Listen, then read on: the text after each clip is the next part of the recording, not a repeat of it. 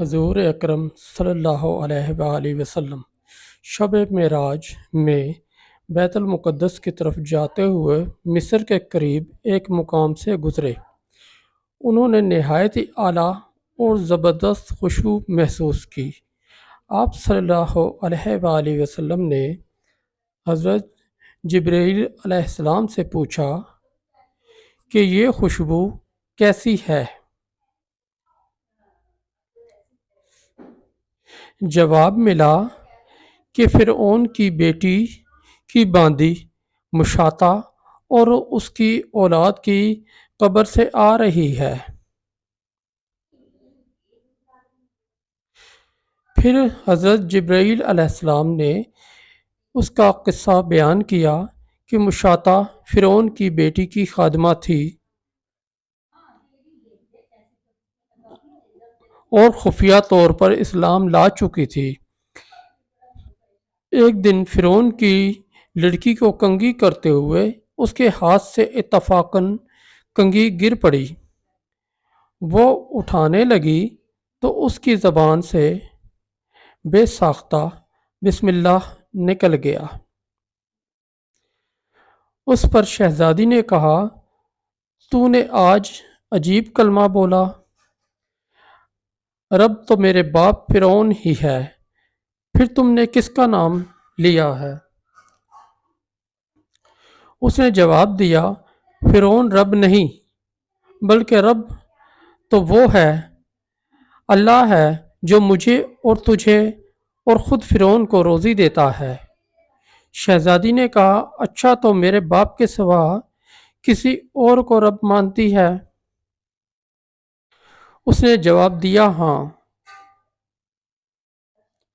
میرا، تیرا اور تیرے باپ سب کا رب تعالی اللہ تعالی ہی ہے۔ شہزادی نے اپنے باپ سے کہلوایا۔ وہ غضبناک ہوا اور اسی وقت اسے برسر دربار بلوا بھیجا اور کہا، تو میرے سوا کسی اور کو اپنا رب مانتی ہے؟ اس نے کہا، میرا اور تیرا رب اللہ تعالی ہی ہے جو بلندیوں اور بزرگی والا ہے۔ فرعون نے اسی وقت حکم دیا کہ تانبے کی جو گائے بنی ہوئی ہے اس کو خوب تپایا جائے، اور جب وہ بالکل آگ جیسی ہو جائے تو اس کے بچوں کو ایک ایک کر کے اس میں ڈال دیا جائے، آخر میں خود اسے بھی اسی میں ڈال دیا جائے۔ چنانچہ وہ گرم کی گئی، جب آگ جیسی ہو گئی تو حکم دیا کہ اس کے بچے کو ایک ایک کر کے اس میں ڈالنا شروع کر دیں۔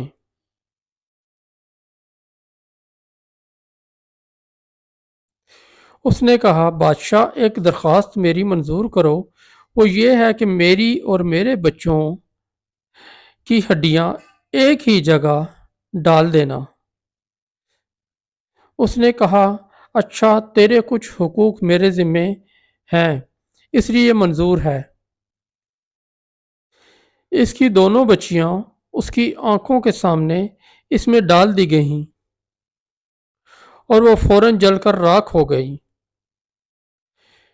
پھر جب سب سے چھوٹے بچے کی باری آئی جو ماں کی چھاتی سے لگا دودھ پی رہا تھا، فرعون کے سپاہیوں نے اسے گھسیٹا تو اس نیک بندے کی آنکھوں تلے اندھیرا چھا گیا۔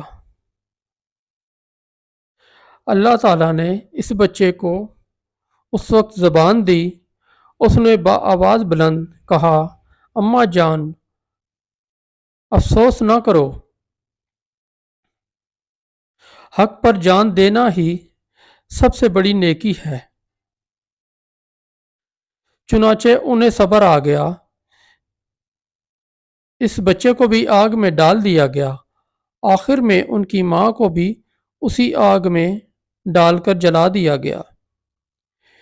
یہ خوشبو کی مہکیں اسی کے جنتی محل سے آ رہی ہیں۔